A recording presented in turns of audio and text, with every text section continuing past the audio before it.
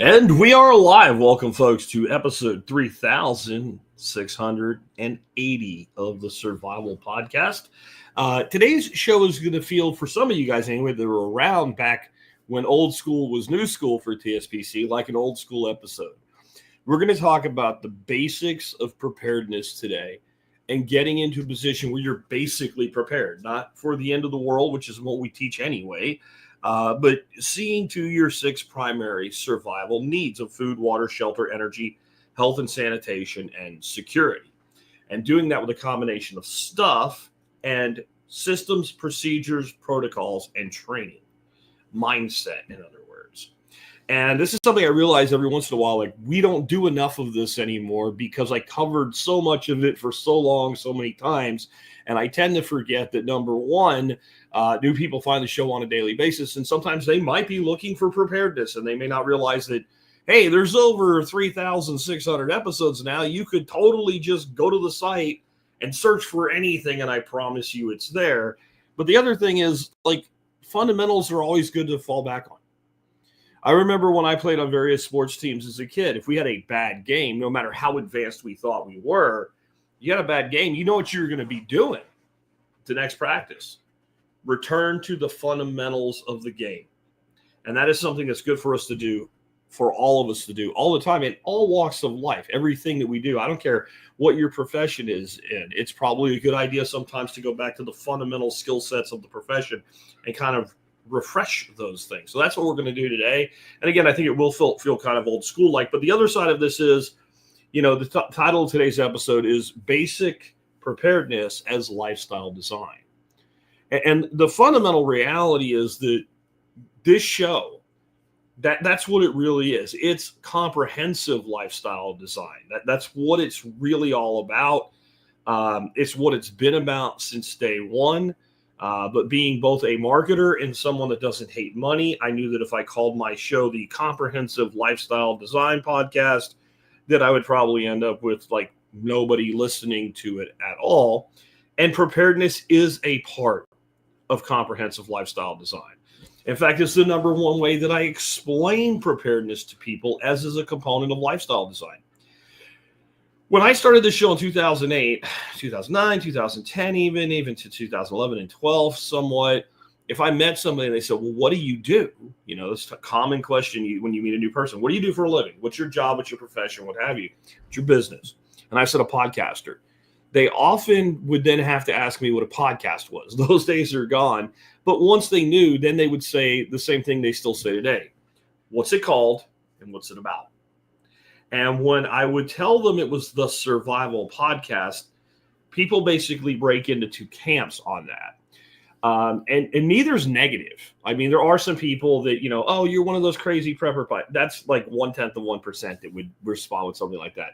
They generally both positive, but one would be the person that's already considers themselves a prepper, right? And then they start wanting to talk about all the doomsday shit and whatever. And the other people were the ones that I think intrinsically we know we live in a fragile world that things go wrong. If you didn't know that by now, over the last 10 years and all the things that happened, you should take that in and realize that is a historical pattern of disruptions in life. So even the people that don't consider themselves preppers, they usually steer the conversation toward the extreme, you know, things.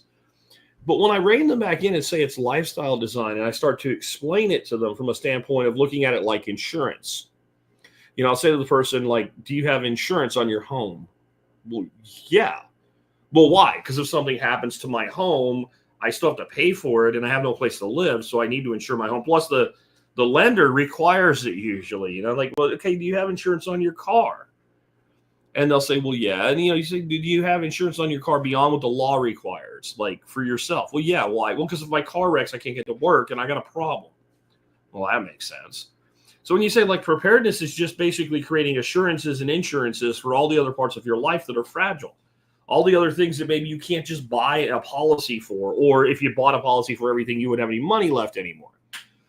And usually that conversation goes really well and you see the light bulb come on, but then they say, well, then why is it the Survival Podcast? Why is it about preparation if you have all these other things that are in there and just one piece of it? It's because preparedness is good lifestyle design. If you design a system and you do not have redundancies built into the system is going to fail.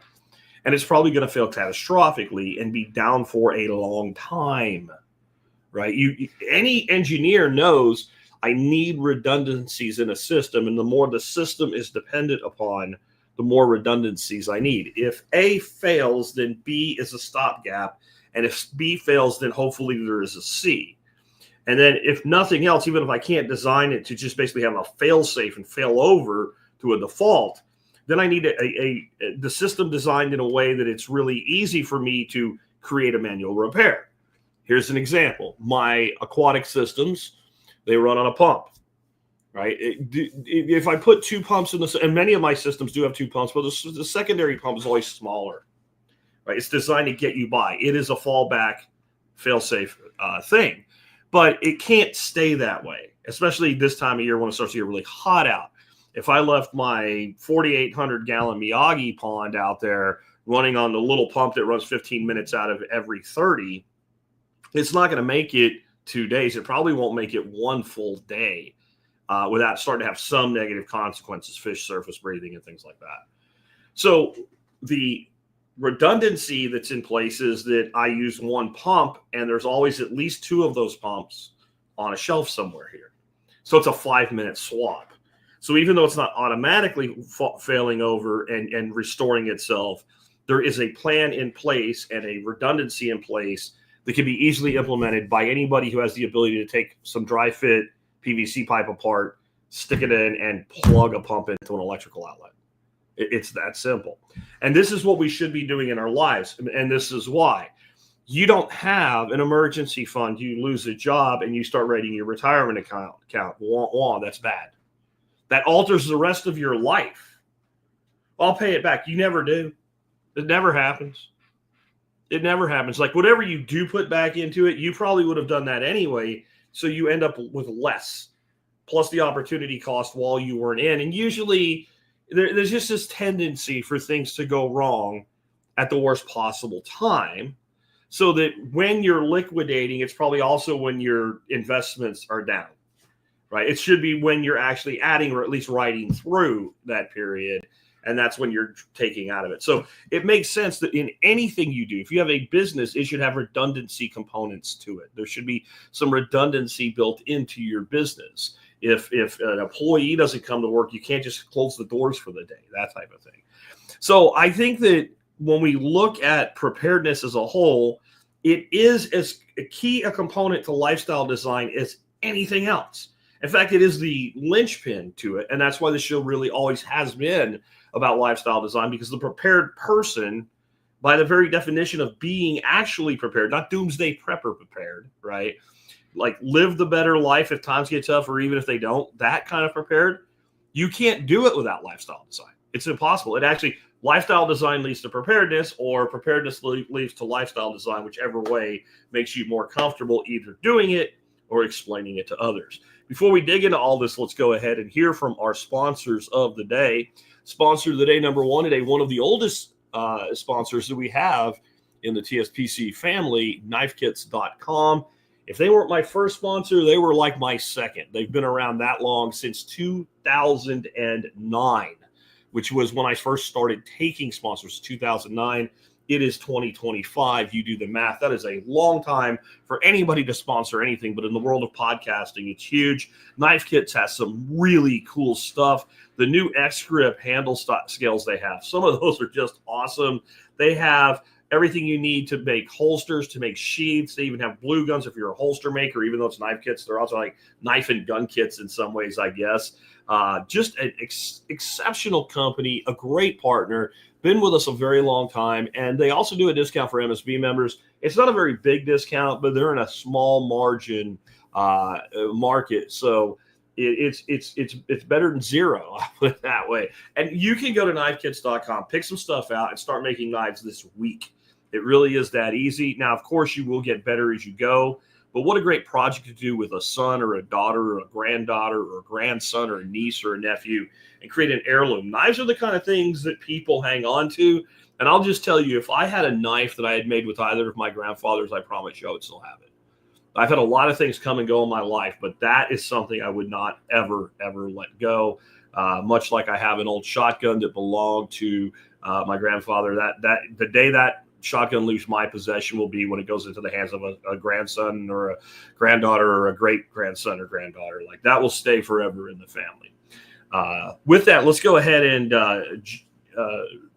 actually, sponsor day number 2. I'm sorry. Berkey Water Filtration Systems at usaberkeyfilters.com. Another super long-term sponsor. Jeff's been with me since at least 2010, maybe a little earlier, maybe late in 2009. He has been a sponsor one way or another of the show. The original Berkey guy, that's who you want to get your Berkey water filters and systems from. And they have a lot of other cool stuff available at usaberkeyfilters.com. So definitely check those guys out today. And they also do a discount program thing for our MSB members. So remember, if you're an MSB member and you're going to buy anything, check the MSB benefits section first. But if you're going to buy it from a sponsor, almost all the sponsors do something for MSB. All right, let's dig into it. Again, from a preparedness standpoint, what we need to look at as our core tenets for finding the pathway to the redundancy that we're seeking are the things that we most need. Now, we're going to talk quite a bit today about things like economics and money, but the money in of itself is useless. Okay? And what I mean by that is unless there's a market to spend it in, either now or at least in the future, the money won't really do anything for you. You can have $1 million liquid in a bank account and go to take a selfie in front of a cliff and lean too far back and die, and your money will not help you. You can have $1 million, you can have $10 million, you can have $100 million, and if your home only has a couple days worth of food in it, and for whatever reason you can't leave, your money won't do much for you. Well, I'll order DoorDash. If you can't leave, then maybe other people can't come. You get what I'm saying. Now, it is definitely the case the person with $100 million has the ability to create a lot of redundancy really, really quickly compared to the person that's like, early 20s, struggling to get by, just getting started with this stuff. But my point is, even when we talk about the economics here, the economics are driven toward making sure we have food, we have water, we have shelter, we have energy, we have health and sanitation in our lives so we don't get sick and die, and we have security. If we have those 6 things, then we're going to be fine. We're going to get through whatever we need to get through. Let's talk a little bit about them, and then we'll go into my basic common sense preparedness steps. Food, I think, is self-evident. Most people understand that. We have to have enough food to eat on a daily basis in order to not starve and also to remain healthy and to be able to fight off diseases and illnesses. Lots of times there's like this compounding effect. When there's a disaster, what actually kills people isn't necessarily the disaster itself. It's the aftermath, lack of food, but it's also health concerns, right? And when we can't eat well, our body has a lower resistance to illness. That's why we have a chronic disease program, because most of the stuff people eat today and call food isn't human food. So food, it's pretty self-evident. Water as well. You can go without food. Most Americans, if you didn't have any food for 2 weeks, you're not going to be happy about it. But a hell of a lot of Americans might benefit from going without food for 2 weeks, if you get my drift. Water, you're looking at, when they say you can go about 3 days without water, that's a very subjective thing. Sitting in an air-conditioned room, sure. Not exerting yourself at all, sure. You're going to go without water for 3 days when it's 105 degrees out, the power's out, and you have no air conditioning? No, you ain't going to make it. People, if that were true, if everybody could just always go 3 days without water, how many dehydration, heat injuries do we have every summer as the heat waves come through? A ton. And you think any of those people went 3 days without water? No, they didn't get enough water that day. So water is incredibly critical, but we also rely on it for cooking, for sanitation, right? We need water for bathing, like we need water to clean up things. We need water to do dishes with. Like, water is incredibly important. Hey, that's why Jeff's a sponsor of the show, because preparedness-minded people know good quality water is important. Again, back to disasters. Many disasters that we've seen in the 17 years this podcast has been around, and even ones that occurred just a little bit before, like Hurricane Katrina, some of the biggest problems were caused by lack of clean water. That's where you see people all tweaked off because they're, the Best Buy store in the area that happens to be open has water, cases of water priced at something like $70. It's just the price they charge for water. Like, you don't go buy cases of water at Best Buy. It's just that's their price. That's how much. If you take an individual bottle and multiply it by 24 bottles or whatever, that's the price. Why are people doing that though? Because it is such a critical need. And if you look at something like the Haitian earthquake that happened, and the Red Cross took in like $500 billion or $500 million. No, it was like $500 billion. It was or $500 million they took in specifically for it, and they did nothing. They did nothing. But what did people die from in Haiti? They didn't die from buildings falling on. No, they died from things like cholera and dysentery and diarrhea from drinking contaminated water. Why? Because if you give a person that's about to die of dehydration the choice between sketchy water and no water, they'll drink the sketchy water every time. Shelter. This is one that people overlook because, hey, I have a house. Hey, I have an apartment. Yeah, well, part of your ability to stay in your house or your apartment without even the natural disasters coming into it is your ability to pay your mortgage and your rent. So just because you have a place to live now doesn't mean you will 2 months after you've lost a job. So we need to be aware of that too. We also need to think about a standpoint of how can we stay in our home if our home is damaged, but not catastrophically. We'll talk about that more in a bit. Energy. Now, if I were teaching a wilderness survival course, then I would call energy fire. And there would be 5 primary survival needs, because health and sanitation when you're in the wilderness is go take a dump over there and kick dirt on top of it. We don't really worry too much about it in the wilderness, because the goal there is to get home, to be found, right? But when we look at the wilderness scenario, fire is like the ultimate tool. With fire, I can stay warm. With fire, I can cook. With fire, I can purify water. With fire, I can make tools. With fire, I can even cause fractures in rocks and make tools that way. I can make a bowl with fire. I can make many things with fire. I can harden a spear point with fire. But the reason I don't call it fire for you at home is because there's one primary source of energy that you can control other than calories in your body when you're in the wilderness, and that is fire. If you're in the wilderness in a survival situation, you don't have a generator on your back. Maybe you have a little solar panel or something, but yeah, you get the point. At home, we rely on energy so much we don't even realize what we're relying on energy for. I have fish tanks. If the pumps stay off too long, the fish die. That's just one example, right? But you get a lot of information because you have energy. In other words, you can get information on a television set, even without cable. We'll talk about that today. You get information across your cell phone, radios, etc. And how do they all run? No, they all run on energy. Well, I have a crank up emergency radio. Those are okay. I recommend you have one, but that's not going to take care of everything. Like, how does your food not spoil? Would be another example there of what energy does for us. How do we keep ourselves from dying of excessive heat in really dangerous times of summer, which is coincidentally a time when many times power goes out? How do we do the inverse and stay warm in extreme cold, which is also a time when power tends to end up out? It's all about energy and having energy redundancy. Then we have health and sanitation. This is something, again, we'll go into in my plan here in a minute, but it's something overlooked. People don't realize, hey, it's probably the case that when you flush your toilet, unless you're like I am on a septic tank system, that your poo goes down that tank and you don't ever worry, or down the drain, you don't ever worry about it again.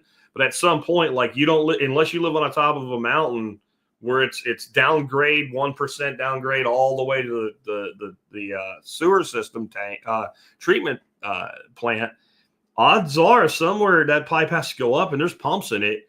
And if you stay down for not very long, things start to surface, if you get the point.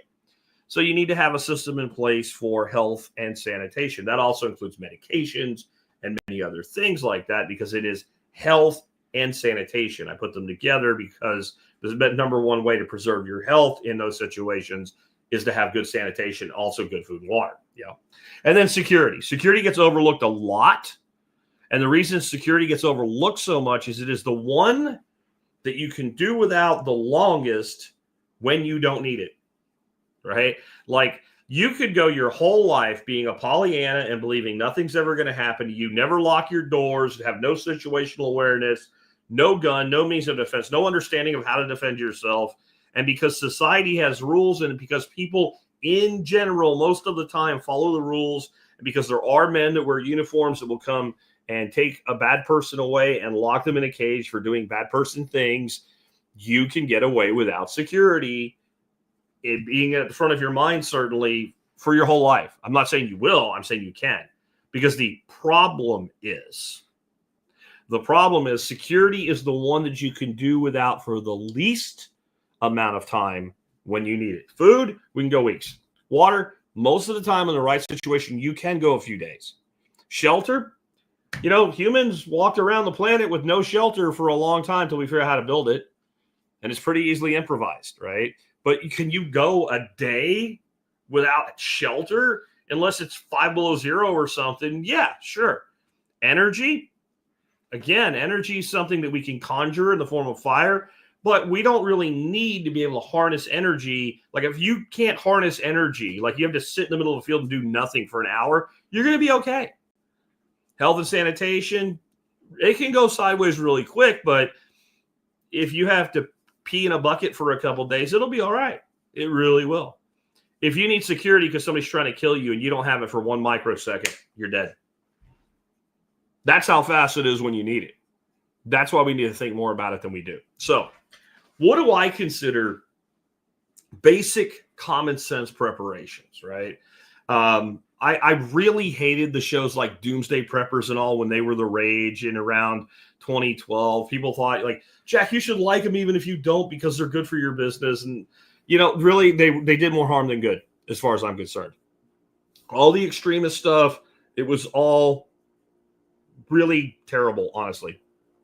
I don't think it actually helped us build a community mindset for preparedness in the country at all.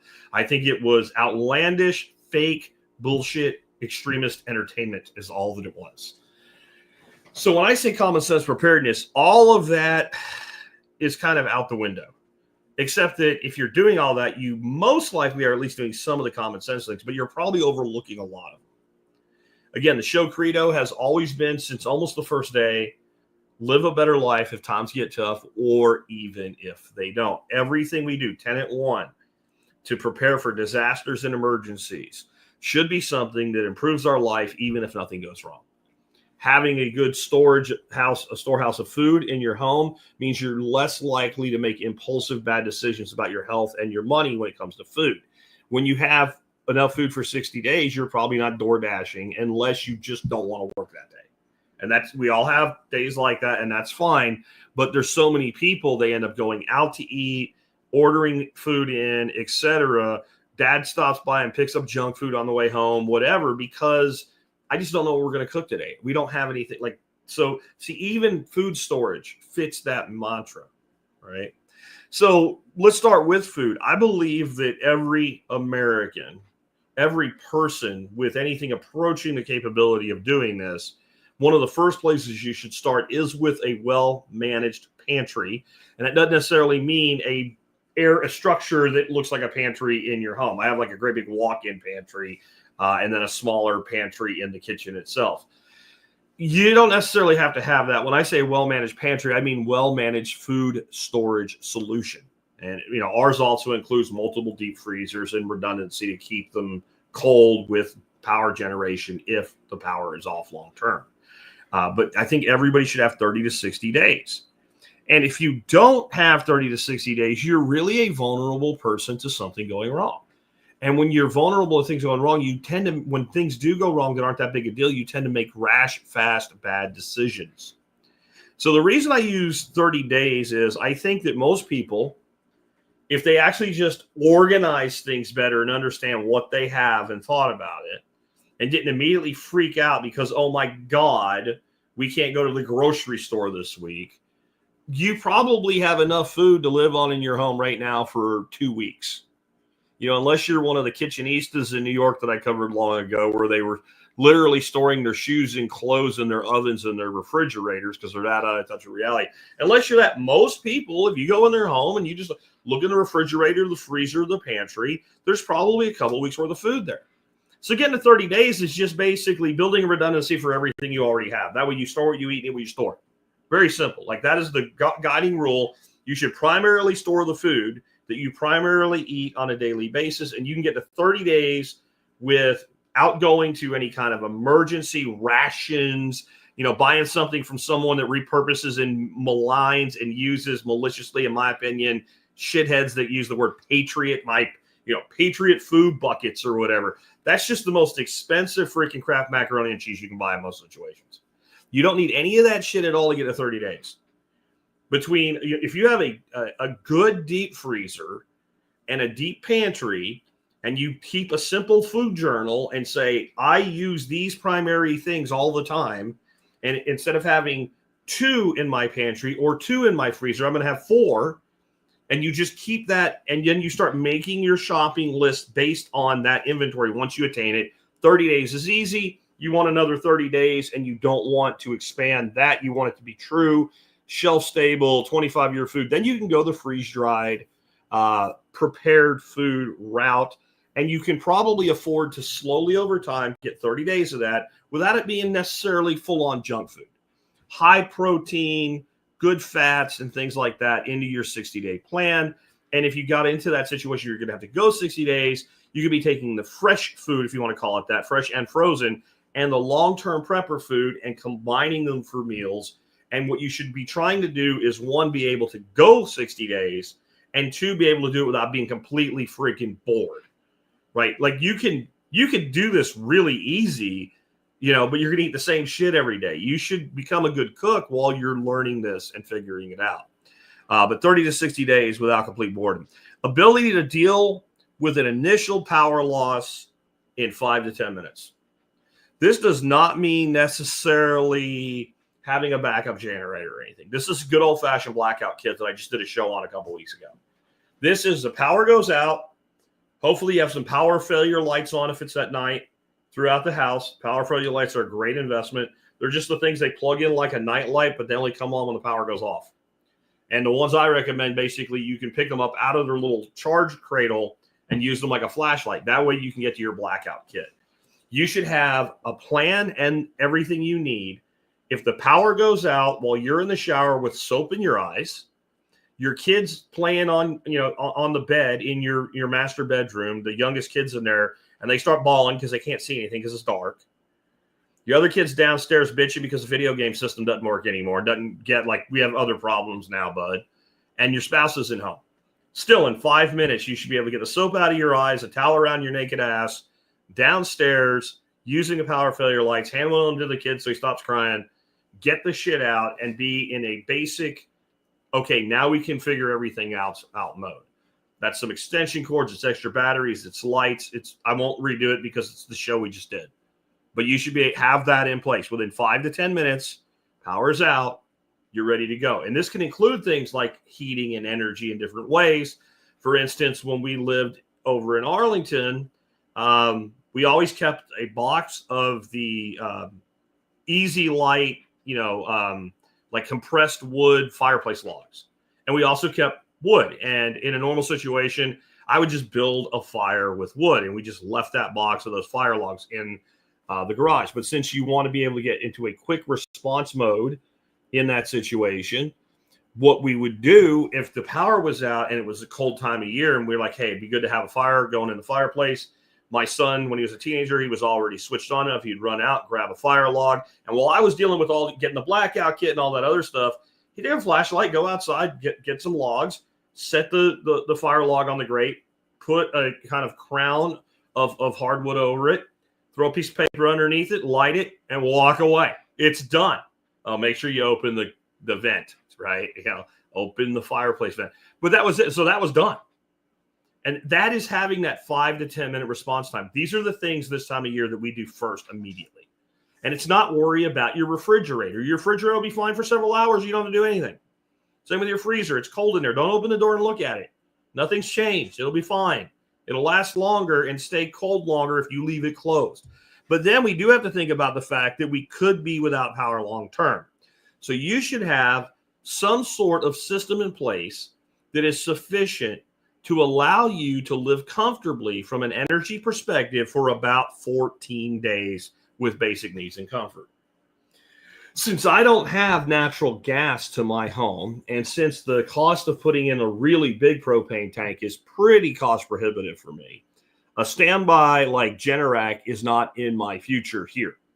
If I had natural gas service here, or if I could dig a trench deep enough to put a 1,500-gallon pig or something in and plumb to that, then I probably would have one of those generators like that, because then it's just, you don't worry about it. It just turns on.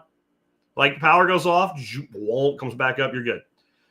What I have are two pretty damn Haas generators, like 8,500 running watts, a bunch of extension cords, 60 gallons minimum of gas on hand at all times, stabilized in a rotational pattern. And with that, I can go about 3 weeks, honestly. Between the propane we have, like I do have propane. I have a 120-gallon propane pig for my range and for my outdoor grills. I've got a good 10 of the grill tank size tanks. And so because of that, we can easily here go 14 days from a power perspective. We can even, with some redundancy in place, I could produce a show because I could use my tethered phone to upload files. So one way or another, we can get things done for a couple weeks.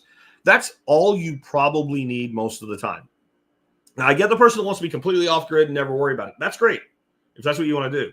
I'm saying for every person in America, there is no reason the average person can't have enough energy redundancy to go 2 weeks. And if you did, a lot of the problems that happen when we have power outages wouldn't. There wouldn't be a lot of people basically knife fighting over who gets the 5 gallons of gas left in the tank in the pump, right? Like we've seen some of the things that have gone down.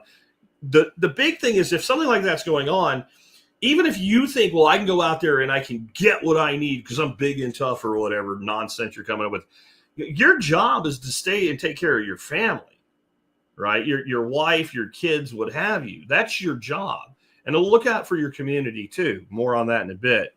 The ability to deal with waste for at least 30 days if you have to. Remember I said about I checked when I lived in Arlington. It turned out that I had about 48 to 72 hours if the power was off everywhere before things started coming up to the surface, especially if you're trying to flush them down. Because I'm the kind of guy, and with my wife loves to swim, we've had a pool in just about every home we've ever owned. And if it wasn't there when we bought it, we put it in soon after getting it. So at any given time, we got 25, 30,000 gallons of water sitting in the pool. Well, you can go get a couple jugs and bring water in and pour it in the toilet and use it to flush the toilet. That's great. But where's it going? And is it coming back? This is something I can't answer that for you. You have to find that out for yourself. But odds are, if you live in a subdivision or regular housing and you don't have a septic system, that answer is most likely the case that there will be a certain amount of time before you can't do that anymore. You can't rely on it. So there's a lot of ways to handle this. The plan can be, a shovel and pick a different spot each time and like a portable seat to do your business in the backyard. Another plan that people can have for this involves things like get some of the blue junk you put in portable toilets and a garbage bag, a big sack of garbage bags and buckets. And it sounds disgusting, and it can be, but it will work. Composting toilets can be improvised fairly quickly using things like sawdust and wood chips and biochar. But you have to have some plan for what to do with the stuff that comes out of you and your family, because it won't stop coming out just because there's an emergency or a disaster. And if you don't have water or you don't have, the city doesn't have power to pump your waste away, and you don't have a plan, you have a real problem. You have to think about other things like the garbage isn't running for whatever reason. What are you going to do with your garbage? Like one of the ways you can reduce the volume of waste is to have good recycling and reuse programs in place in advance. Like we don't really throw anything that's made out of paper in the trash because it gets composted. It either ends directly into compost or it goes into the worm composting or gets shredded and used as worm bedding or what have you. So that's already something that's being handled. But, you know, when I was a kid and I lived in Pennsylvania, my grandparents had to pay based on how much garbage the garbage man took away. That's how their bill worked, right? And so you got up to like, I think 2 bags a week for the base price, and then every bag was more money. Well, they didn't compost anywhere near as religiously as I do. And they mainly used like rotted straw and horse manure from the neighbor and stuff like that for composting. The idea of composting their paper and their cardboard just never really entered their minds. So what we had was a 55-gallon drum sitting up on some bricks with some holes in it on the bottom and around the bottom. And every day it was a chore, but I liked doing it. I used to take all the paper waste outside, dump it in the barrel, light it on fire. Like, you have to think about what to do with all your waste streams. And now when you don't have an emergency is the time to work that out. And you need to be able to do it for at least a month. I mean, it is a reasonable thing that we could be in a situation that long, and it probably won't be that long. But if you can handle it a month, you can handle it a week. You see what I'm saying? The ability to treat basic injuries and illnesses. One of the things I've recently seen advertised on mainstream television are these new kits that they're making. I'm not sure how it works, but I guess a doctor prescribes them, and it's like a small assortment of like antibiotics and antivirals and other things that are generally prescription required. And I don't know if maybe it's just a limit on how much you can get or what have you. Maybe it's 1 per household. I don't know. I haven't looked deeper into it yet. You know, we've had Doc Mones on and many times talk about using fish antibiotics, and they definitely work, and they really are the same thing. But I think this is another level. That's something that I'm going to look into, but also just having a good, well-equipped first aid kit. And let me tell you what that isn't, right? Because what it is subjective. You can put it together yourself. You can buy it from somebody like Doom and Bloom. Doc Bones and Nurse Amy do amazing first aid kits and things like that. But what it isn't is a 129-piece first aid kit from Walmart. And of 129 pieces, 99 of them are bandaids. That is not a well-equipped first aid kit. You need to make sure that the things that can go wrong, that you have the expertise and the knowledge of how to deal with, like compression on a wound to stop bleeding, etc., that you have what you need to get it done with, and the knowledge to go along with it. And things like if you are on medication that you really need, that is a maintenance medication, you take it every day, every week, whatever, you need at least a couple months of redundancy built into that. Talk to your doctor and say, this is what I'm trying to do. I'm trying to make sure that if I can't get my medication, that I have a buffer. And if your doctor says I can't do that, then find a new doctor. And don't apologize. Just, okay, I understand. And the next time that doctor should hear from you is, I need you to transfer all of my medical records to this doctor's office. Well, why? Because I'm not your patient anymore. Because I came to you with a reasonable request and you turned me down, and now I do not have any redundancy in my medication, and so I don't want to be your patient anymore. That's how I would handle that if it were me. But if again, diabetics with insulin, usually they're pretty smart about that because they know how important it is. But there's other medications that you need to be taking. Heart medication, blood pressure medication, whatever it is. I think there's a lot of them that you can get off of, but until you do, you got to have it. And the last thing you need is to not be able to take a maintenance medication in a time of stress. Because when we're in stress, our bodies are more subject to whatever problems we already have and to acquiring new diseases. So you need to be able to deal with basic injuries and illnesses. And this means you should have taken or should take a good basic and maybe even second level first aid course and know how to do the things, because having the stuff doesn't mean you can do the thing, right? I remember a buddy of mine from high school, and this guy was like a D student on his science classes. He bought, he and I didn't really stay in touch after school, but when I started doing a podcast, he found it because he got into prepping. And there was a time, if you were looking for a podcast on preparedness, there was one. It was us, right? That was the very beginning. And that's about the time this guy kind of reconnected. And he bought this thing cheaper than dirt, is a catalog company. Now they're online more than catalog. But they had this thing, it was a Stomp medical kit, and it was like a $500 med kit. And it's something that like a well-trained corpsman might carry in the field. And I remember saying to him, well, what are you going to do with it? He said, what do you mean? It has all this stuff. I'm like, but you know how to use it. It's like, you don't know how to do it. Like, do you know what to do with a compound fracture? Do you know what to do with an arterial bleed? Do you know what to do with, a severe laceration? He didn't know anything. I'm like, well, you better learn the skills to go with the tools. So that's two pieces to it. And a lot of this stuff is more about knowing how to deal with a situation than having things to fix the problem with. The next is you should have the ability to keep your home sound in any damage that isn't catastrophic. What do I mean by that? Let's say that there's a tornado and you take shelter and you survive. Fortunately, you're not even seriously injured, but your house is destroyed down to the foundation. Okay, your house is not going to be sound. You're in a rebuild situation. You need a place to bug out to at that point, right? That's unsound.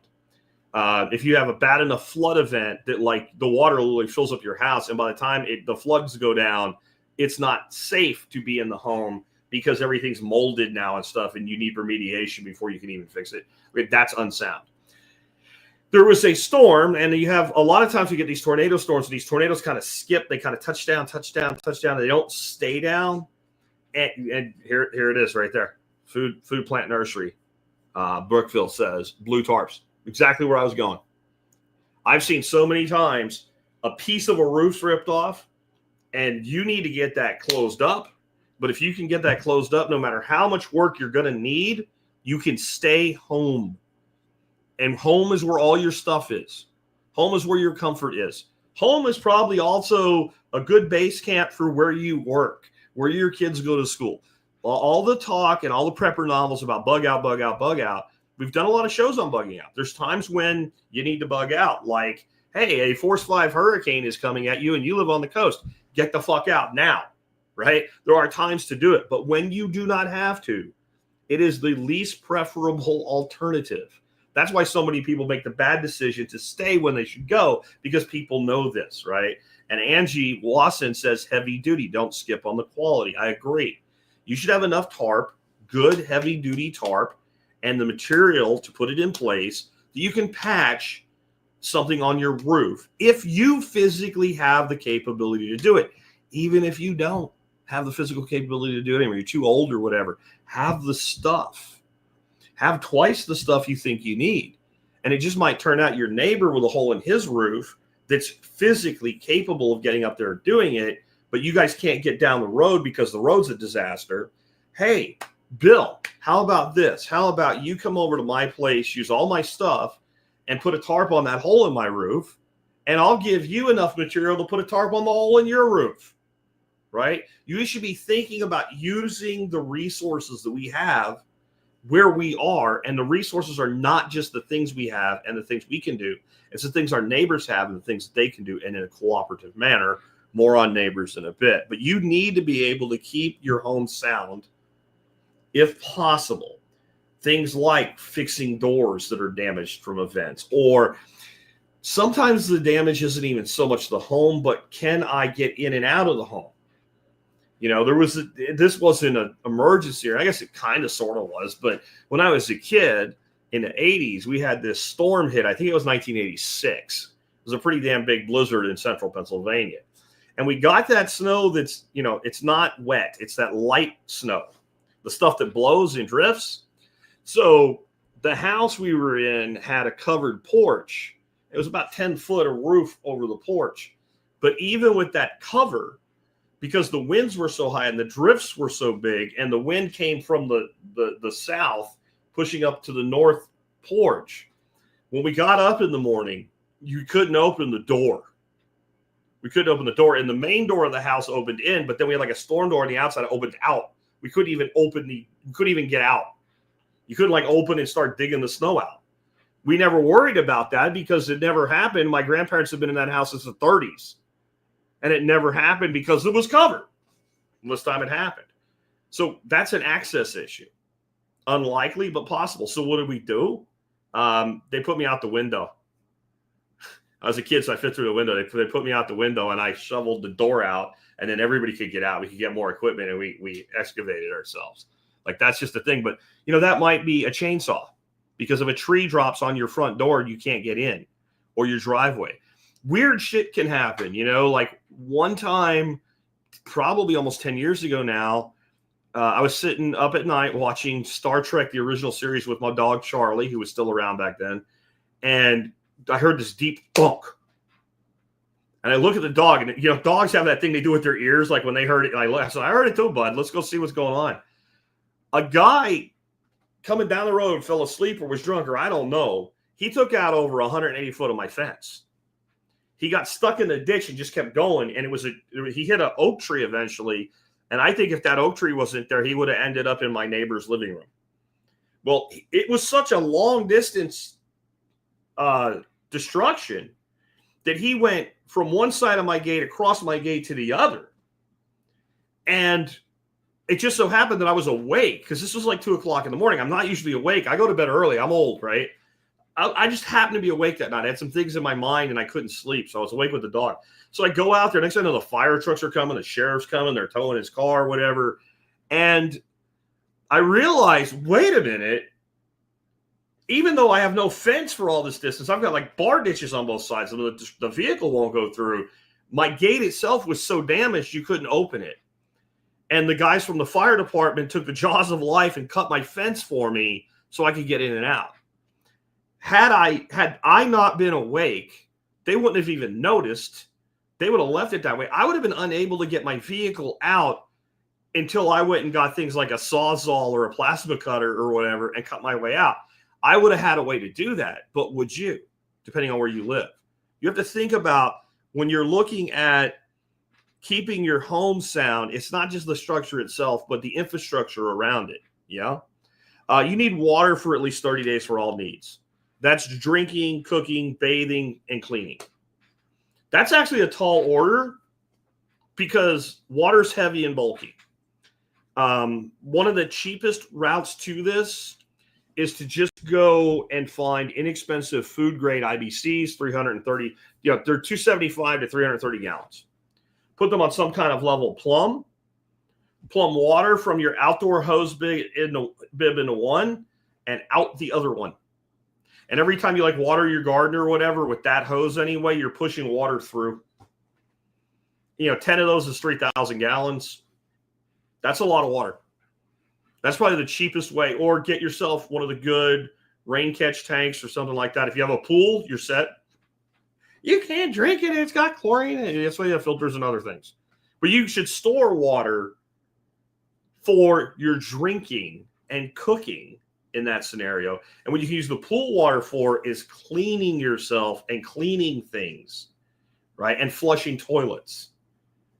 That's the priority of use in that order that way.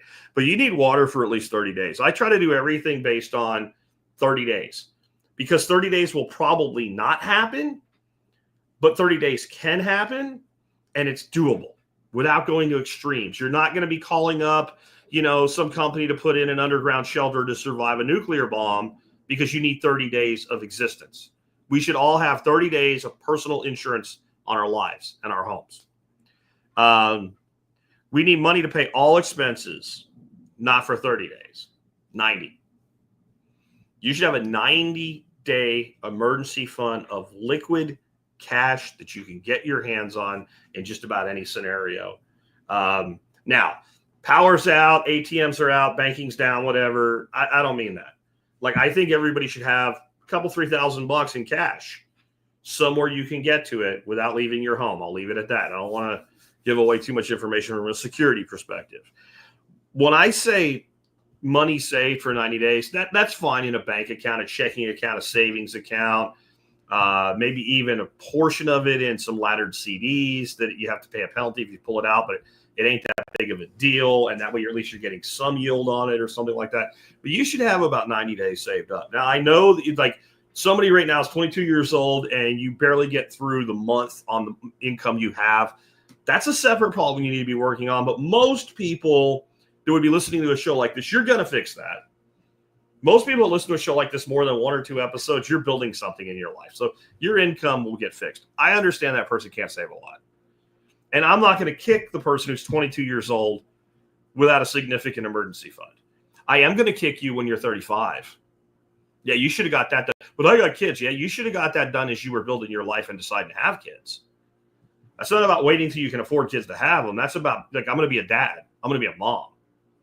I need to make sure that while I have these wonderful children in my life, if I lose my job, we're not thrown out in the street. That's part of being a parent. That's part of being a responsible adult. 90 days that you can pay all your necessary bills. And it sounds almost undoable until you do it. What if I told you you need to have, instead of 90 days, 1 week? Like, I could do 1 week. Okay, do 1 week. Okay, now do it again. That's 2 weeks. Okay, now do it again. That's 3 weeks. You see how it works, right? Do it again. That's 4 weeks. Okay, now you're 1/3 there. Now you're at 30 days. It's eating an elephant. You do it one bite at a time. And it really needs to happen. This is probably the single biggest thing you can do from a lifestyle design, redundancy, preparedness standpoint. Money doesn't fix all problems, but it does fix most of them. Okay? I mean, really, you say money can't buy happiness? I'm with Raj for the Big Bang Theory. With money, you can buy a jet ski. And have you ever seen anybody on a jet ski that didn't have a grin on their face, right? There is a place for money. And this is the place, that redundancy level. Remember, it's not like buying something. The person that says, I can't do that, well, how much money do you make? You know, and let's say that person, you know, the household, this is based on household income. Mom and dad together, you know, make $120,000 a year, $10,000 a month. And then you look and they're driving a $70,000 truck, but they can't afford to save up 3 months' salary, which is $30,000. Yeah, you can, right? And you may not need 3 months of income for 3 months of bills. In fact, you shouldn't. You shouldn't. If you're making $10,000 a month, minimum, what should be going to your retirement? Minimum 10%. That's 9. So now you're down to 27. But like, you should be having other savings and other. So if you're doing that, and some of the things are not necessities. Your Netflix subscription is not a necessity, right? So what it is the things you can't just cancel and do without, that you have to pay, and you can't really change and make cost you less. That's 3 months of that, and you're going to be in pretty good shape. Because the big thing that I have about this is without RRA. What is RRA? Rating retirement accounts. You can't count. Well, I have $150,000 in my 401k, and if I actually have to, I'll just go use that money. If you actually have to, then maybe you should, especially if it's a Roth and there's some of it that you can take out without penalty and interest. Yeah, maybe you should. But what people say is, well, when I get a new job, I'll pay it all back. No, you won't. No, you won't. And you'll even trick yourself into thinking you did. But whatever you put back into it, you probably would have done that anyway. And now you've altered the rest of your life. All right? We're all going to get to a point where we say, I don't want to work anymore. I want to retire. Right? Or I want to semi-retire, whatever it is. That one decision when you're 27 years old and you haven't put this money away, and then you live off your retirement savings at 27 for, let's say, even 60 days, that can add years before you can retire comfortably because you weren't prepared for it. See what I said? This is lifestyle design based on redundancy. That's what I'm talking about. I'm talking about having enough deferred gratification in your life to put up enough reserves so that if something goes wrong, it doesn't change your life forever. Because if you're in that situation, you know what you're going to do? Okay, this thing happened. I'm going to sit down and I'm going to calmly make the most methodical plan to get myself out of it that there is. And then you execute it. If you're like, oh shit, I don't know what I'm going to do, you're going to make really bad decisions. You're going to make knee-jerk reaction decisions, right? A knee-jerk reaction decision that is a good decision is you're about to get hit by a car, you bail out of the way, even if you end up in a cactus. I'd rather have cactus thorns than be under the bumper of a freaking F-150, okay? There is a place for that kind of reactionary. You have no choice. But wouldn't it have been better to know that when I'm out here getting my mail, there's a chance that I could get hit and already have planned an avenue of egress to get away, that would be better than landing in the cactus.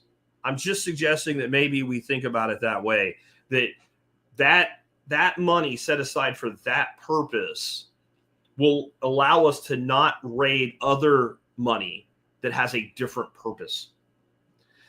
Next up, security for your home and persons. And I have an acronym for this one. It really just a series of initials. It doesn't really spell anything. ETPP. ETIP? I don't know. ETIP. There's not a vowel in there from the TPP part, right? But it stands for equipment, training, procedures, and protocols. And it really goes across all things, but it really pertains to security of your home, your property, and your person and persons, right? Your person and your family are your persons, right? Your people that you're looking to take care of. Equipment, I think, is pretty obvious, right? So equipment would be one security piece of equipment that everybody defaults to, and there's a good reason because it works, it's very effective, is a gun. So the gun and the holster that you carry it in, that is equipment. Yeah, right? The locks on your home are equipment. That's equipment. If you have any sort of tactical gear for security, that is equipment. If you have an alarm system, that is equipment. If you have a gate that locks, that is equipment. If you have a dog that patrols your property and protects your gate, that is biological equipment, but it is equipment. That's the dog has a job, and the dog does the job when you're not there. He's equipment, okay?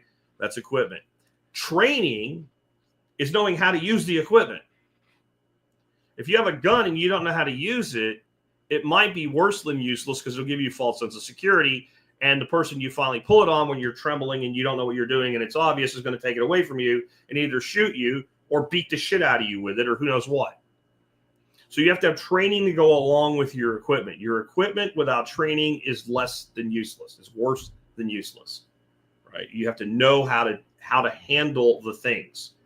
And training is also things like, okay, knowing how to properly lock a door. I know that sounds pretty simple, but there are people that don't know how, right? It's knowing how to do things like read a map. That's part of your security because you got to get somewhere. So you have to have training. Then you have the PP part, right? Protocols and procedures. Procedures use your training to accomplish a task in a specific way. So there is a procedure if you appendix carry for how you pull up your shirt, grab your weapon, pull it out, and deploy it, right? That is a procedure. That's a procedure. How you start your generator is a procedure. You have the training on how it works. The procedure is what you do. This is really important. This is very military mindset that I brought to this. And then you have protocols. Protocols are the times and places and scenarios under which you enact an assemblage of your equipment, training, and procedures together. They're when things are different. In fact, we have, everyday protocol. That's what they call it in the military. You don't need to do that. You already have everyday protocol. Everyday protocol is, if you have kids and you have a fenced yard, are your kids allowed to go out in the yard by themselves? Once they're a certain age, most people probably, yeah. Like, it's not like the 80s when we were all freaking feral children. It was like Lord of the Flies everywhere. We were running in the woods and shooting BB guns at each other and shit.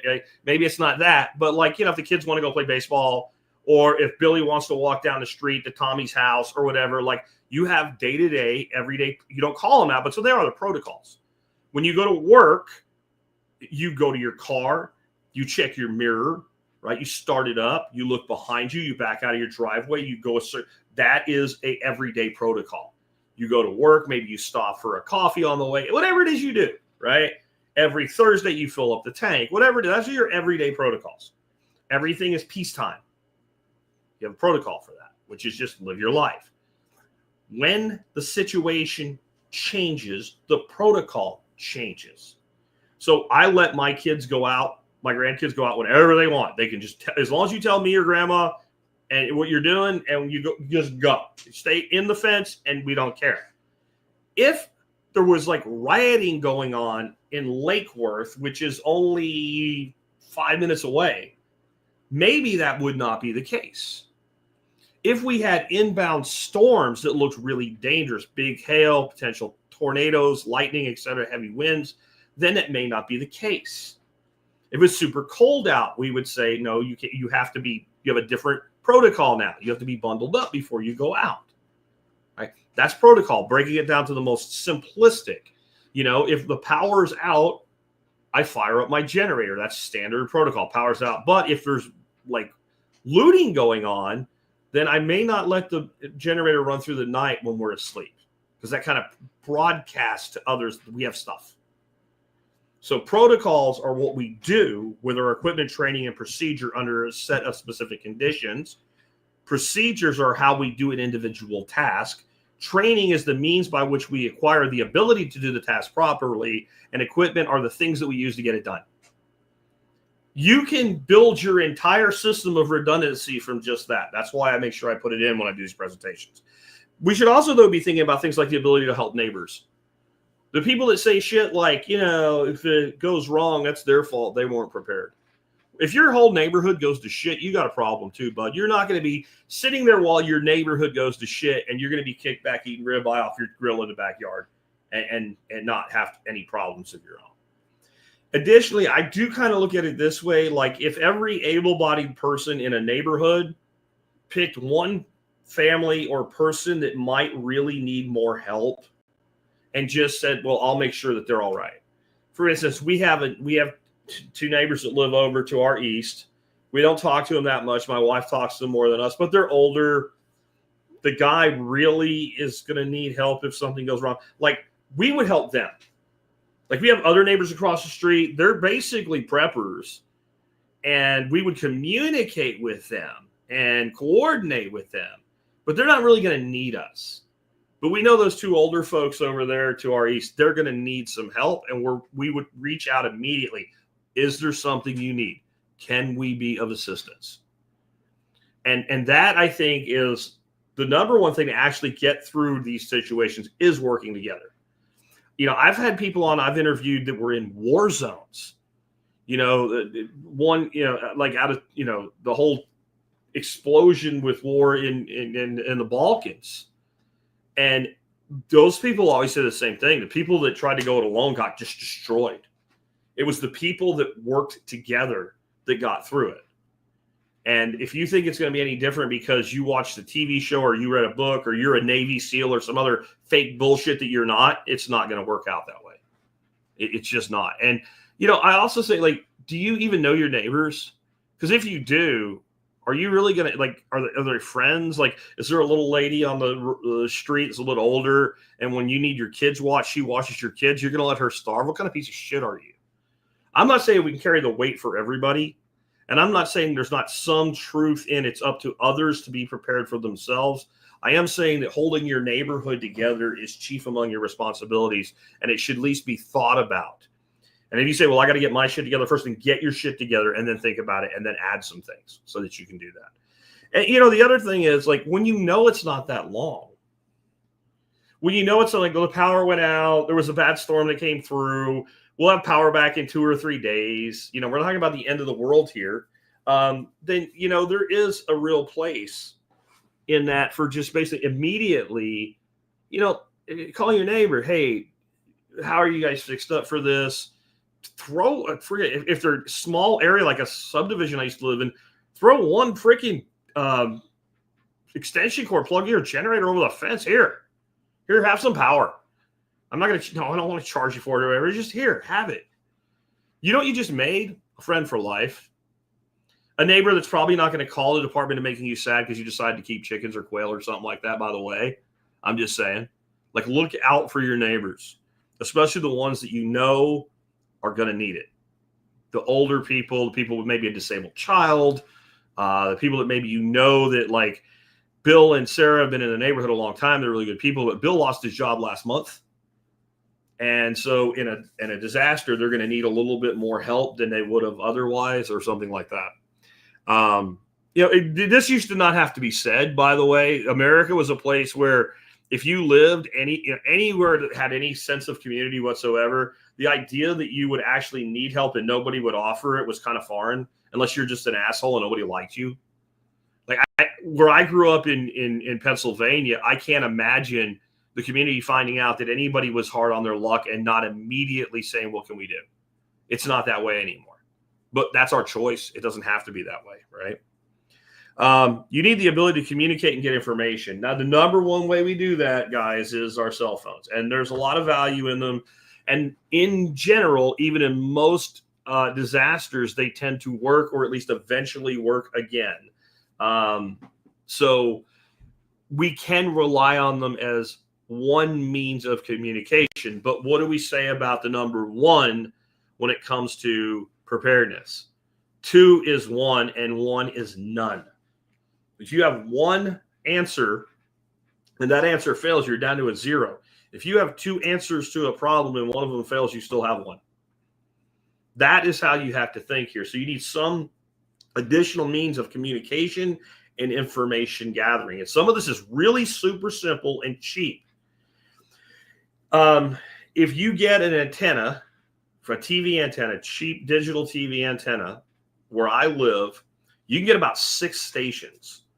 ABC, NBC, CBS, like Paramount 21, and like NPR, or what is on it, PBS, and like, I can't think of the other one, like one other one, like 6 channels that are in English and a couple that are in Spanish. I don't know what they're saying. Even though I speak decent Spanish, I don't speak well enough to watch something like, Spanish news or something like that. But what that means is, if the cable is down and there's storms in the area, I can just switch to that input on our TV. The antenna just sits behind the television, and it works better if you pull it out and deploy it, right? But it takes 10 seconds to do that. So if we're in that scenario, as long as we still have power, if the cable's out, and that does happen, we can get information. Even if the power's out, we can plug the TV into the generator.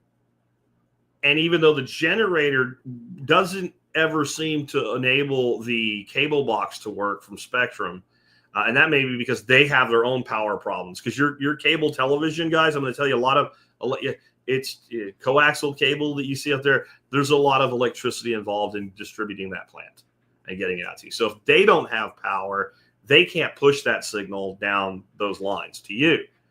So we can go ahead, fire up the generator, plug in the TV set, deploy the antenna, switch to the input, and we can, Fox 4 or ABC, CBS, whatever, that's going to show up for us, and we're going to be able to get information about the storms. That's incredibly valuable. Radios, if you want to be a ham, fine. If you don't, fine. You can still learn how to use the basics of the equipment and have it in an emergency situation. Anybody is allowed to use it, licensed or not. Would be another thing. I've also started seeing these things shooting around called rapid radios. They look pretty cool. I heard them advertised on the one of the radio channels I listen to when I'm in the car, and I looked them up. But I think they're just basically cellular radios, kind of like Nextel used to be. So I don't know if they would be that valuable as a redundancy, but there are many different redundancies for communicating with the neighbors alone. Good quality, simple, like FRS, GMRS, MERS, handheld walkie-talkie type radios. You don't even necessarily need to give these things to your neighbors, because the way they work, you set them on a channel, you push a button, and you talk. And what you could do is have the equipment, and in a scenario where you felt maybe it would be good to have instant communications with neighbors, distribute a couple of them, show them it's 2 minutes to train somebody how to use them. And, have some way to charge so that you can have some extras, and you can say, once a day, hey, give me that one back here. Take this one. I'll put this back on charge until you get through it. But some means of information gathering and communication beyond one method. You have to have some redundancy built into this. The ability to move out, survive away from home, and get back home. The ability to bug out and to get home if you happen to be away when the disaster hits. That's mostly a function of planning. If you look up documentation package at the survivalpodcast.com in our search box, you'll find a rewind of an episode I did. It was like episode number 160 or something. And I've gotten more compliments from more people on that one episode than probably anything else I've ever done, as far as the value of putting it together. It's how to get home, how to get away from home. 3 different routes, 3 different rally points of each route. It's things like your banking information, contact information for different hotels in different directions away from home. I love the people that say, well, when there's a disaster, you can never get a hotel room. Somebody did. That's why you can't get one. You know who gets the hotel room? The people that call first. That's who. The people have more than one place to call. They're not just fumbling in their phone looking for the nearest hotel. Like, you're going to bug out to a hotel? I might. It's better than a fucking Walmart parking lot, isn't it? Right? How long? For what purpose? Under what circumstance? Maybe I'm even trying to get somewhere that I'm prepared, but I can't get there in one go. And I have a well over point. When you have dogs, it's harder to find a hotel.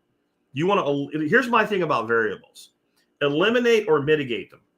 And you can't eliminate all of them. So mitigate the ones you can't eliminate. So if I have to bug out, our 2 dogs are going with me. I'm not taking, 50 ducks with me, but my dogs are going. So we know where we can go with dogs. You should know that now, not when you need to know it. I finally found a hotel, honey, but they won't take our dogs. You see what I'm saying? Like, you need to have plans for this. And that you're going to take dogs with you. Are they good in the car? Do they know how to handle themselves in the car? Do they need to be in a crate? If they need to be in a crate, do you have a crate? Is there a place for them to go where you still have all the other stuff you're taking with you? All of this stuff needs to be thought about in advance. A full info and documentation kit is key with this. So again, this is like how to put your life back together after everything falls apart. All the stuff you need. And that should include things like contractors in your area that do things like clear trees. Well, Jack, I follow you and I keep gas and I've got a chainsaw and I know how to use it and all. What if the tree fell on your bed while you were in it and you're injured and you can't get the tree out of the house? There might be a lot of other people that have that problem at the same time. They're all hitting everybody up. If you already know who you're going to call and you call first, you tend to go to the front of the line, assuming that that person is capable of helping you now, right? This is why you do certain things like, I have a guy that I've paid to do some tree removals on our property. And he's done quite a bit. And I always talk to him. I'm nice to him, throw him a tip, whatever. You know why? Because if I ever need him for that, I want to be at the front of the line. But I don't have one. You need more than one. You don't know that person will be. Maybe that if I have to take care of my family, I'm not taking care of yours. I'm gonna see to my needs first. So all of that, again, look up the episode on the documentation kit if you've never heard it. And if you have heard it, it might be a good time to re-listen to it. Situational awareness and positive mental conditioning. You do not get through disasters well by being a fucking Eeyore. It'll never work. I'm screwed now. I don't know what. You have to have the idea and the mindset. What you do matters. And then I'm going to be okay. And we're going to get through this.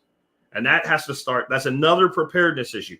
You can't go from being like this lackadaisical, negative person to being a positive outlook person in the middle of a disaster. It is much easier to make that mental switch now than later on when you really need it. And it will follow the ethos of better life if times get tougher, even if they don't. So you have to have the mental, and you also have to have situational awareness to realize, hey, some shit's changing right now. This could be large macro patterns like the economy itself, right? Or this could be just the neighborhood just one street over from you is starting to go into decline. And even if you can't move or you don't want to move, like when things are wrong, that's not where I want to be. Like, I drive through that area regularly right now. My protocol will change in a crisis situation. At least that's where I might most expect that trouble would come from. One of the exercises I do, and I do this with my grandkids now too, and I used to do it with my son when he was a kid. We drive somewhere in the car, spot something that changed since the last time we drove through here. Just to train your mind to get into that situational awareness. And then there's other things like don't pump gas with earbuds in. You can't hear somebody walking up behind you. If you're going to insist on doing that, because I'm doing really good in the podcast and you want to hear me, put one in, leave your other ear open, keep your head on a swivel, pay attention to what's going on around you, right? Look when you go into it, like, especially when you go to like a gas station, convenience store, those are like primary robbery targets. They shouldn't be, but they are. And if it's the one you go to all the time and it's really obvious that things are normal, maybe don't worry that much. But when you have to stop on the side of the, on longer trips, you're not familiar with the place, really before you even get out of the car, just look around. Is there anybody that looks like maybe they're just not there to get gas or, a pack of Oreos for their road trip, right? Like, is there anybody that just the way they're acting seems kind of sketchy? When you park in a parking lot, like, think about where you park. If there's somebody that just and it ain't necessarily how they look. It's like, I got a vibe not to park here. Park somewhere else. Think. I mean, my wife told me long before we ever met, her ex-husband was just, he had to be a good guy or they would have never been married. But, he had some real issues. And one was when he was told to do something, he wouldn't do it, especially if she told him. Do the exact opposite. And she had that exact scenario. She didn't even really see. There was just something that told her, don't park here. So she said, my gut says we shouldn't park here today. So, of course, he insisted on parking there. And you know what happened? They came out of the store and there goes their truck. Somebody stole it. She trusted her gut. He didn't. Trust your gut. That's part of your situational awareness. We are wired. Humans are predators and prey. We kill and eat things, and things kill and eat us in nature, right? And there was a long time in human history where there were a lot more things that ate people than there are now. Saber-toothed cats ate people, okay? Short-faced bears ate people. They lived right where you are most likely living right now. Your great 1,000 times grandparents ran away from giant cats and giant bears that wanted to eat them. That is hardwired in our DNA and our genetics. It's not gone. And that means, I'll put it this way, when I especially archery hunting. I'm archery hunting, I'm up in a tree, becoming one with nature, trying to look like a tree, try to be the tree, be the arrow, be the deer, right? No smell, no sound, nothing. Hackles go up on the back of your neck. Hair stands up on your arm. Like, there's about to be a deer here or something. There's something primal in us. Situational awareness is about not denying that. It's observation, but it's also trusting of that instinct. Basic physical fitness and reasonable daily activity. You're not going to get in shape in the middle of the apocalypse. You're not. Even if it's a micro apocalypse the last couple of weeks long. Again, I talked about maintenance medication and all, but it'd be better not to need them. I mean, ideal situation, the reason you wouldn't worry about energy is you're already off grid. If you have the money and the location and the resources to do it, you should go ahead and do it. Because then you don't have to worry about it. But you're not going to worry about managing your diabetes while the grid is down if you don't have diabetes. And, if nothing else, what COVID taught us was the people that were hit the hardest were already sick and were already weak. I mean, the government never wanted you to believe that, right? But that's the truth. Like, if a 16-year-old kid who was healthy got COVID, most of the time, the reason they said we have to worry about spread is because you might not even know it. That's their words, not mine. But if a person with 4 comorbidities that was 66 years old got it, there's a good chance they would end up in the hospital. Or worse. Have what they always call a bad outcome. What's a bad outcome? It means the guy died, right? He was unalived. And so the more in shape we are, the better we handle stress, illness, disease, and things that take other people out. So get some damn exercise. Walk. You can combine these things. One of the best things you can do for yourself, walk after dinner. Just take a walk after dinner. Twice around the block. That's it. You get done eating, clean the dishes, put them in the dishwasher, whatever it is you do, wipe up the pan, put it all aside so it's ready for the next time. And instead of going plop in front of the TV and watching the Daily Outrage or whatever it is you watch, open your front door, go to the sidewalk. If you live in a subdivision, walk around the block twice. If you live near a park, take a walk in a park, whatever, but just go take a walk. Mental and physical. That will do a lot for your health. A lot. It's such a simple thing. Like, literally, this should be like, it's one of those things that we should learn in school that we don't, right? What do they do in school? Like you go to lunch and then maybe you get recess, and recess during lunch is like everybody stands around and talks. We should be teaching, like, part of your education, when you're done eating, go walk around the playground or something. Just go do something. Go do anything. Make that a habit in your life. You'll be a lot better off. You want a network of friends and contacts you can count on. And you want to build that local, and you want to build it macro at like a national level. Like, I have a lot of contacts that don't live anywhere near me that I can get things done through. Pick up a phone, make a phone call and ask for a favor. How many people will take that call? And if they can help you, they will. It's amazing how much power there is in a network. And again, we're back to live a better life if times get tough, or even if they don't. And that means you need to not be the sponge in the network. You need to be a tool in the network. You need to be there for other people. Then they will be there for you. And when you find out that someone in your network is a sponge, a slug, right? They just sit there like a leech. Push them out of your network. Maybe have like one conversation like, look, man, when you needed me, I was there, and Bill was there, and Debbie was there, and we all helped you. And then Debbie had some problems, and Bill and I helped, and you didn't do shit. And if you want to be part of this network that can rely on each other, then we need to be able to rely on you too.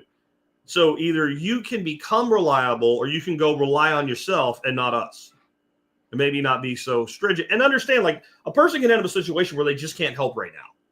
Right? But when you have the person that chronically is a taker and never a giver, that person has to go. They have to be expelled from the network if they cannot be rehabilitated. You do all that, and that's not a lot of money to get that all done. It's quite a bit of work over time, but a little bit of it each day for a couple of years, you're dead solid. You will be ahead of most of the people that think they're doomsday preppers. You'll be ahead of the person that has an entire garage full of 25-year stored food and a solar generator that ain't worth a piece of shit. You'll be ahead of them. The person with 87,000 guns and 9 million rounds of ammunition, you're ahead of them too. The person with, 2 buckets of silver coins because everybody's going to be bartering forever. I don't know. Like, you're ahead of them. Anybody you've ever seen on one of those stupid TV shows, you're probably ahead of them with just this. Just what we talked about today. And if you look back, I've been doing this show 17 years now. And there's been a lot of things that have gone wrong at the regional and national level in those 17 years. A lot. If we go all the way back to the year 2000, that's a nice round number of 25 years. Most of you are old enough that you remember what was going on, when Y2K hit. Some of you are a little younger and but most of you do, okay? You're at least a kid, in Y2K, right? You were my son's age or something. So in that 25 years, you've seen a lot of shit happen that actually affected you and didn't affect you, but you saw the effects on other people. This list, usually I print it out in a PDF for you. You don't need it today as a PDF. This is literally just the bullet points from my show notes today. Link in the video notes down there that you can get over and see them. You do this, and you would have been in a good position to get through all of those events. Because situational awareness would have been all you would have needed when the 2008 stock market crash came to not be a participant in it. That's why I was able to tell you guys months before it happened, right when I first started the show, get out of the stock market. Why? It was the longest telegraphed financial crisis punch in the history of mankind. In 2007, you could have been excused for not seeing it coming. Some people got really, really rich because of that, right? There's a whole movie you can watch about that. But by the time we got into early 2008, the crisis was already beginning to unwind.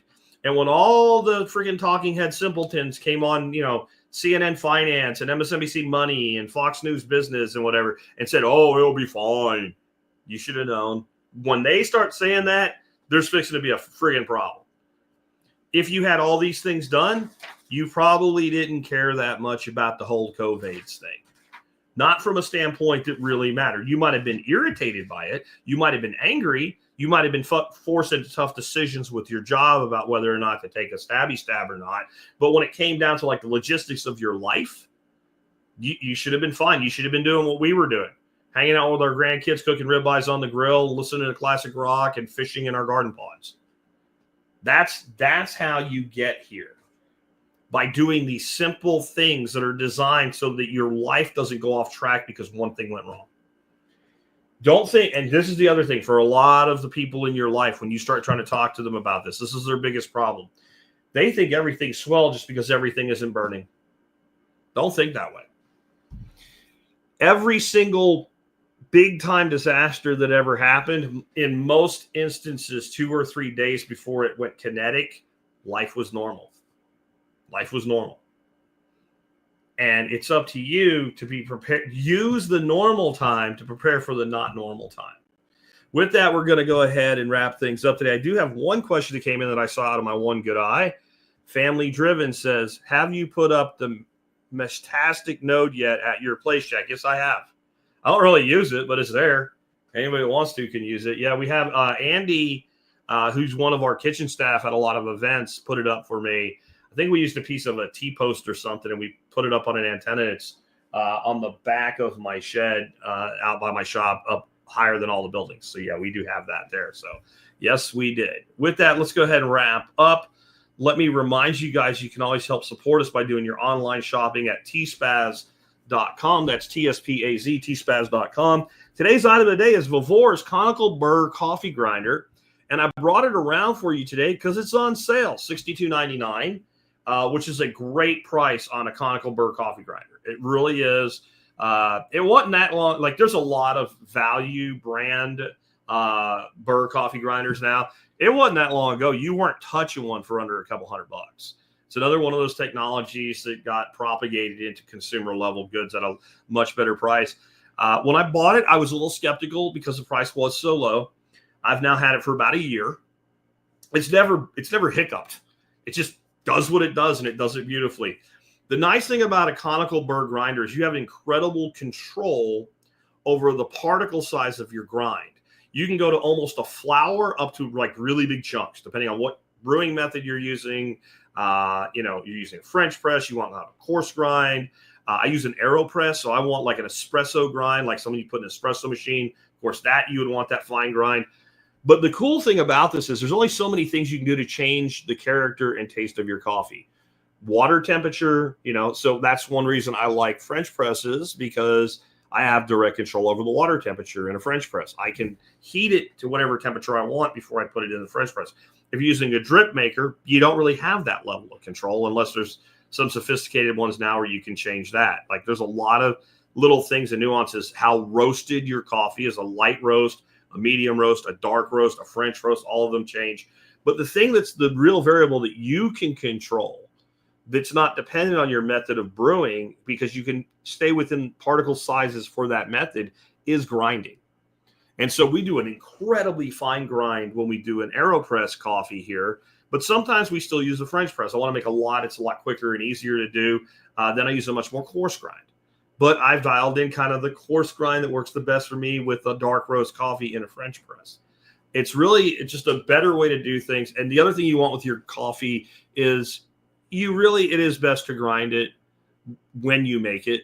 That will be the freshest. I usually do have enough ground when I'm done making coffee for the day. I grind enough for one more batch, because I'm a prepper, for the next day. So it's only been ground one day, put it in a jar with a lid on it. And I do that because we have had the power go out overnight, and I've had walked out to the garage, started the generator up, and plugged just the coffee grinder in it. Like, I'm not doing that again.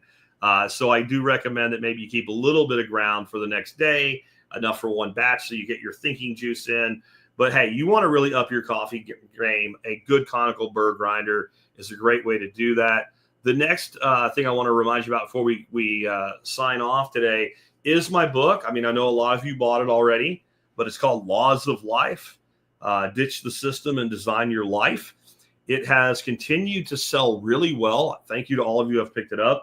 I do know that we are absolutely picking up orders now from outside the TSPC community, which is really good. A couple ways you can help with this. One, please continue to do reviews. We got a lot of really great reviews, but the more the better. So if you've read the book or read part of the book and you haven't reviewed it yet, please go by Amazon and leave us a review. It really helps a great deal. The other thing I wanted you guys to know, I told you that there was some formatting issues. And last week I had mentioned that I had found some grammatical errors that really, really shouldn't have been there. And I think we had a version inversion. I thought I was working with one version and working with another. I met a guy through email that's a professional at formatting books for these things. I just uploaded all the reformat for the Kindle and print book edition this morning. That will probably take a couple days before the new formatting is the book that ships. So if you want one that's like much like error-free, you'll be able to get it by midweek. If you want one with the errors, the collector edition, the first edition, like it's not even called first edition, but the error code, right? The double printed penny. Order another copy the next day or two, because when they're gone, they're gone. I'm not bringing it back. But it's definitely going to be an improvement to it. And thank you to everybody that supported the book so far. We looked at the sales reporting last night. We have sold books in 16 countries. The U.S. plus 15 more countries we've sold books into. That couldn't have happened without this community helping to get the word out. Thank you guys so much for supporting me and my work, for tuning in today. And if you have questions for me to answer on a show, the way to send those in, send them to jack@thesurvivalpodcast.com. After 17 years, I still read my own email, answer my own email, and I do it on a daily basis. I don't do long answers because I don't have time, but I read every email that comes in. I at least scan it, TSP in the subject line, TSPC, and then question for Jack, article for Jack, comment for Jack, whatever. We'll make sure that I will find it if it ends up in the spam box, and it very well might. And keeping it bottom line up front, followed by details with a space in between, will make it more likely that I'll actually pay attention to it, and you might get your answer on the air or directly back from me. I bet you I send 50, some way helpful email responses a day. That's more than just, hey, thanks, or appreciate your compliment, or whatever. Like, hey, you can use this, or hey, here's a link to a show I did in the past on this, or here's what I use for that. Like, I do that. I feel like I owe it to you to do that. I can't answer every single email, but I do my best. And the way I can do better is everybody use TSPC in the subject line if it's related to the show. That will help in more than one way with me getting back to you. Again, thank you to all of you. I really appreciate you. Have a great day. And remember, preparedness really is just basic lifestyle design, and it's what responsible adults do.